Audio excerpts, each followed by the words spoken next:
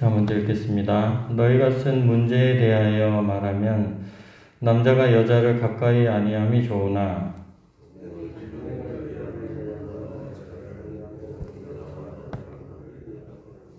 남편은 그 아내에 대한 의무를 다하고 아내도 그 남편에게 그렇게 할지라.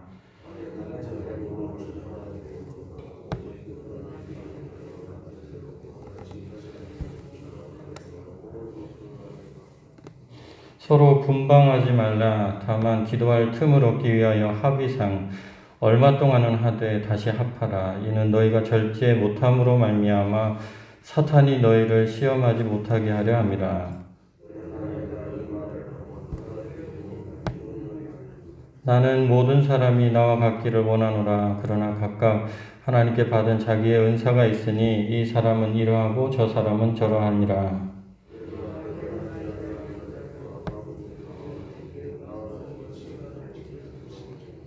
만일 절제할 수 없거든 결혼하라. 정욕이 불같이 타는 것보다 결혼하는 것이 나으니라.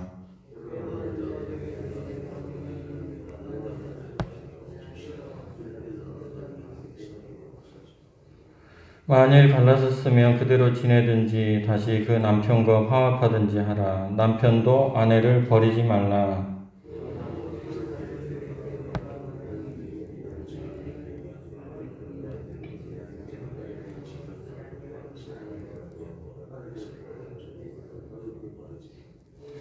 어떤 여자에게 믿지 아니하는 남편이 있어 아내와 함께 살기를 좋아하거든 그 남편을 버리지 말라.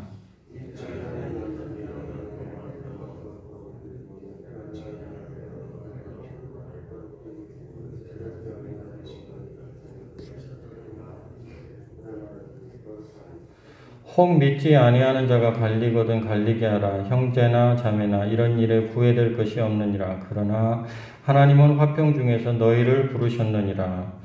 아내된 자여 내가 남편을 구원할는지 어찌 알 수 있으며 남편된 자여 내가 내 아내를 구원할는지 어찌 알 수 있으리요. 아멘. 우리는 진리가 무너진 시대를 살고 있습니다. 편의에 따라 혹은 다른 여러 가지 이유로 자기가 원하는 대로 사는 시대를 살고 있습니다. 결혼과 이혼도 역시 마찬가지입니다. 그래서 결혼을 하지 않고 사는 경우가 점점 많아지고 있습니다. 고린도서를 쓰는 당시에도 그런 분위기가 있었던 것 같습니다. 고린도 교인들이 바울에게 묻습니다. 그리스도인들이 반드시 결혼을 해야 할까요? 이에 대한 대답이 오늘 본문에 기록이 되어 있습니다. 우리들에게도 아주 중요한 진리를 전해주고 있습니다. 그리스도인들이 반드시 결혼을 해야 할까요? 아니면 결혼하지 않아도 될까요? 이에 대한 성경적 대답은 결혼을 반드시 해야 한다는 것입니다. 그리스도인들이 반드시 결혼을 해야 한다는 것은 창세기부터 명시하고 있습니다. 창세기 2장 18절에 보면 사람이 혼자 지내는 것이 좋지 못하다 말씀하셨습니다. 그리고 또 창세기 2장 24절에도 보면 이러므로 남자가 부모를 떠나 아내와 합하여 둘이 한 몸을 이루라 그렇게 말씀을 하셨습니다. 그리스도인들이 반드시 결혼을 해야 한다는 것에 대한 말씀은 오늘 본문 말씀에도 있습니다. 오늘 본문 말씀 2절을 보시면 같이 한번 읽어보겠습니다. 음행을 피하기 위하여 남자마다 자기 아내를 두고 여자마다 자기 남편을 두라. 여기 보면 남자마다 자기 아내를 두라 말씀하셨고 또 여자마다 자기 남편을 두라 말씀을 하셨습니다. 이것이 하나님의 뜻입니다. 아내를 두고 남편을 두는 것. 이것이 하나님의 뜻입니다. 오늘 본문 외에도 많습니다. 에베소서 4장에도 결혼을 해야 한다는 말씀을 합니다. 디모데전서 3장에도 보면 결혼을 해야 직분을 받을 수 있다 이렇게 말씀을 합니다. 장로도 집사도 결혼을 한 사람을 세우라고 말씀하고 있습니다. 더 나아가서 디모데전서 4장 1절에서 3절에 보면 굉장히 중요한 말씀이 있는데요. 종말의 때에 믿음을 흔드는 사탄의 공격이 미혹하는 일이 있는데 그 미혹하는 일 중에 하나가 혼인을 미워하도록 결혼하지 않도록 하는 것이 있다는 것입니다. 굉장히 중요한 말씀인데요. 디모데 전서 4장 1절에서 3절 말씀을 읽어드리겠습니다. 성령이 밝히 말씀하시기를 후일에 어떤 사람들이 믿음에서 떠나 미혹하는 영과 귀신의 가르침을 따르리라 하셨으니 자기 양심이 화인을 맞아서 외식함으로 거짓말하는 자들이라. 미혹을 받은 사람들이 있는데요. 그 미혹을 받은 사람들은 첫 번째 특징이 외식하는 사람들이라는 것입니다. 외식함으로 거짓말하는 사람들, 이런 사람들이 미혹을 받은 사람들이고요. 두 번째가 3절에 나와 있는 혼인을 금하고 되어 있습니다. 사탄의 미혹을 받은 사람, 말세지 말에 사탄의 미혹을 받은 사람들은 혼인을 하지 않아도 된다. 혼인을 안 한다는 것입니다. 그리고 세 번째가 어떤 음식물은 먹지 마라 하고 하나님께서 주신 음식에 대한 감사 없이 이것저것을 구별해서 이것은 먹지 말아야 된다 말하는 자들이라고 합니다. 여러분들 제가 오늘 말씀드린 구절들을 집에 가서 표시해 놓고 정리를 한번 해 보십시오. 그러면 결혼을 반드시 해야 된다는 하나님의 말씀이 정리가 될 것입니다. 한 곳을 더 말씀드리면 히브리서 13장 4절입니다. 히브리서 13장 4절에는 혼인을 귀하게 여겨야 한다는 말씀이 있습니다. 혼인을 귀하게 여겨야 한다. 읽어드리겠습니다. 히브리서 13장 4절입니다. 모든 사람은 결혼을 귀히 여기고 침소를 더럽히지 않게 하라. 음행하는 자들과 간음하는 자들을 하나님이 심판하시느니라. 아멘. 아멘이십니까? 모든 사람은 결혼을 귀히 여기고 침소를 더럽히지 않게 하라. 음행하는 자들과 간음하는 자들을 하나님이 심판하시느니라. 왜 결혼을 해야 하며 또 남녀가 결혼관계 속에서 서로에 대한 성적인 의무를 다해야 할까? 그 이유는 음행 때문입니다. 음행. 남자에게도 여자에게도 성적인 욕구가 있습니다. 나이가 적거나 나이가 많으나 이 성적인 욕구는 사라지지 않습니다. 성적인 욕구를 바르게 해결하지 않으면 반드시 죄를 짓게 되어 있습니다. 히브리서 13장 4절의 말씀처럼 성적인 죄로 인해서 침소를 더럽히게 되면 하나님의 심판이 그에게 임하게 되기 때문에 결혼을 하라는 것입니다. 그리고 결혼한 남편과 아내는 기도하기 위해서가 아닌 이상 각방을 써서는 안 된다고 말씀하고 있습니다. 각방을 씀으로 인해서 성적 유혹을 받게 되고 성적 유혹을 받음으로 인해서 죄를 짓게 되고 하나님의 심판을 받게 된다는 것입니다. 오늘 본문의 말씀 5절 한번 보십시오. 5절 같이 한번 읽어보겠습니다. 서로 분방하지 말라. 다만 기도할 틈을 얻기 위하여 합의상 얼마 동안은 하되 다시 합하라. 왜냐하면 너희가 절제하지 못함으로 말미암아 사탄이 너희를 시험하지 못하게 하려 함이라. 아멘. 말씀에 있는 대로 사탄은 성적인 시험을 합니다. 이것을 막는 길은 한방을 쓰는 것입니다. 제가 아는 많은 분들도 연세가 드시니까 각방을 쓰시더라고요. 나이가 든다고 성적인 욕구가 없어질까요? 그렇지 않습니다. 서로에 대한 의무는 우리가 하나님의 나라에 가는 그날까지 다 해야 되는 줄로 믿습니다. 아내는 남편에게 성적인 의무를 다하고 남편은 아내에게 성적인 의무를 다하는 것이 하나님께서 말씀하신 법입니다. 이것이 결혼에 대한 첫 번째 주제입니다. 두 번째는 이와 관련해서 두 번째로 말씀하고 있는 것은 이혼에 관한 것입니다. 고린도 교인들은 바울에게 이혼은 해도 괜찮은지 물었던 것 같습니다.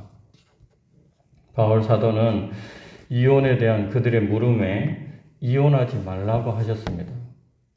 10절에서 보면 갈라서지 말라 하셨고 11절에도 보면 버리지 말라 하셨습니다. 갈라서지 말라, 버리지 말라. 이것이 하나님께서 우리에게 주시는 진리의 말씀입니다. 이 말씀은 마태복음 5장 32절에서 예수님께서 하신 말씀을 그대로 옮겨 놓은 것입니다. 예수님께서는 이혼에 대해서 말씀을 하셨는데요. 마태복음 5장 32절입니다. 나는 너희에게 이르노니, 여기서 나는 예수님입니다. 예수님께서 우리들에게 말씀하시기를 누구든지 음행한 이유 없이 아내를 버리면 이는 그로 간음하게 함이요 또 누구든지 버림받은 여자에게 장가든 자도 간음함이니라. 예수님께서 말씀하시기를 누구든지 음행한 이유 없이 아내를 버리지 말라 말씀하셨습니다. 불신 남편이라서 믿음 생활이 어렵기 때문에 이혼해야 되겠습니다 라고 말하는 사람이 있다면 그것은 이혼 사유가 되지 않는다는 것입니다. 본문을 통해서 우리는 그것을 확인할 수 있습니다. 오늘 본문 13절 말씀입니다. 13절 같이 한번 읽어보겠습니다. 어떤 여자에게 믿지 아니하는 남편이 있어 아내와 함께 살기를 좋아하거든 그 남편을 버리지 말라. 왜 그렇게 해야 합니까? 믿는 아내의 거룩한 행실로 믿지 않은 남편이 같이 거룩하게 될 수 있기 때문이라고 말씀합니다. 그로 인해서 그 자녀들도 함께 거룩한 자녀가 될 수 있기 때문에 믿지 않는 남편이 같이 사는 믿음 생활하는 사람이 같이 살기 힘들어도 그 사람이 헤어지자고 안 하면 헤어지면 안 된다는 것입니다. 14절을 보십시오. 14절 같이 한번 읽어보겠습니다. 믿지 아니하는 남편이 아내로 말미암아 거룩하게 되고 믿지 아니하는 아내가 남편으로 말미암아 거룩하게 되나니 그렇지 아니하면 너희 자녀도 깨끗하지 못하니라. 그러나 이제 거룩하니라. 아멘. 믿지 않는 남편이 있는 아내, 믿는 아내는 자기의 거룩한 행실을 통해서 믿지 아니하는 남편을 거룩하게 할 수 있는 통로입니다. 그로 인해서 그 가정이 온전히 자녀들까지도 다 거룩하게 되는 은혜를 받게 된다. 그렇게 해줄 것이라고 하는 하나님의 약속의 말씀입니다. 또 마찬가지 반대로도 마찬가지입니다. 그러므로 우리가 믿지 아니하는 남편을 또 믿지 아니하는 아내를 가졌다 했을 때 하나님의 그 약속의 말씀을 믿고 거룩한 행실을 통해서 구별된 행실, 예수 그리스도를 믿는 사람의 행실을 통해서 남편을 변화시키고 아내를 변화시키고 그리고 자녀들까지도 다 구원받게 하는 그런 우리 교인들 되었으면 좋겠습니다. 성경이 허락하는 이혼 사유는 말씀드렸듯이 음행입니다. 음행. 이를 통해서 하나님께서 성적 부도덕함을 얼마나 싫어하시는지를 우리는 알게 됩니다. 성적 부도덕함의 시대를 우리는 살고 있습니다. 결혼을 해야 하는 이유도 음행하지 않도록 하기 위함입니다. 또 남편과 아내의 성적 의무를 다해야 하는 이유도 상대가 음행하지 않도록 하기 위함입니다. 이혼의 사유도 음행밖에 없습니다.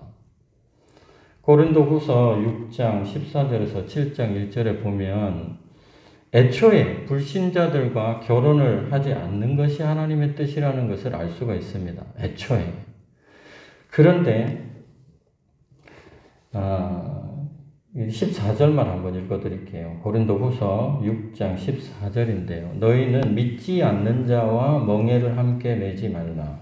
의와 불법이 어찌 함께하며 빛과 어둠이 어찌 사귀며 이렇게 쭉. 그래서 7장 1절에 보면 그런즉 사랑하는 자들아 이 약속을 가진 우리는 하나님을 두려워하는 가운데서 거룩함을 온전히 이루어 육과 영의 온갖 더러운 것에서 자신을 깨끗하게 하자 이렇게 말씀을 하고 있습니다. 이것이 지금 문맥상으로 볼 때에 이 결혼과 이혼과 이런 것들과 관련이 있습니다. 애초에 불신자들과 결혼을 하지 않아야 되는 것이 맞습니다. 그런데 지금 고린도 성도들의 상황이 어떠냐면 불신자들과 결혼을 하지 않을 수 없는 상황입니다. 왜냐하면 당시의 상황은 불신자들이 훨씬 많습니다. 신자들은 얼마 되지도 않습니다. 그러니까 결혼을 하라는 말씀을 이행하기 위해서는 신자 말고도 불신자들과도 결혼을 할 수밖에 없는 그러한 상황에 놓여 있습니다. 그런데다가 이 고린도라는 도시는 성적으로 아주 문란한 곳으로 유명하기 짝이 없는 곳입니다. 성적으로 매우 개방된 곳입니다. 개방되었다는 게 무슨 말씀인지 아시겠죠? 해도 괜찮다는 암암리의 모든 사람들의 인식이 그렇게 되어 있다는 것입니다. 성적으로 그렇게 한다고 해서 그게 죄라고 여겨지지 않는 성적으로 개방되어 있는 사회였습니다. 그래서 결혼하지 않고 성적으로 즐기는 미혼들도 많았고요. 또 결혼을 하고서도 성적으로 문란한 기혼자들도 많았습니다. 교인들도 예외는 아니었던 것으로 보입니다. 이러한 문제를 가지고 바울 사도에게 말하는 것을 보면 말이죠. 그런데 여러분, 지금 세계적인 추세나 또 우리나라도 같은 추세를 겪고 있는데요. 얼마 전에 보니까 TV에서 고3 엄빠라는 TV를 프로그램 방영하는 것을 보았습니다. 무슨 말씀인지 아시겠습니까? 고3 엄빠. 혼전에 아이를 가져서 고3인데 엄마 아빠가 된 이 어린 아이들의 삶을 인터뷰하고 또 그들의 삶을 그대로 방영하면서 사람들에게 보여주는 방송이, TV 방송이 지금 우리의 불황관에서 나오고 있다는 것입니다. 이것은 무슨 말이냐면 이것이 굉장히 보편화되어 있다는 것입니다.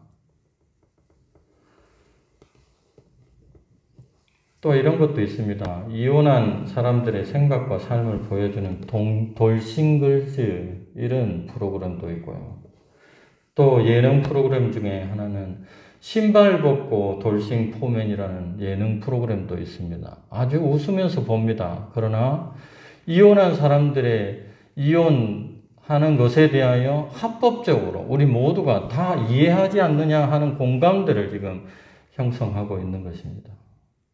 필요하면 이혼할 수도 있는 거지. 안 맞으면 이혼할 수도 있는 거지.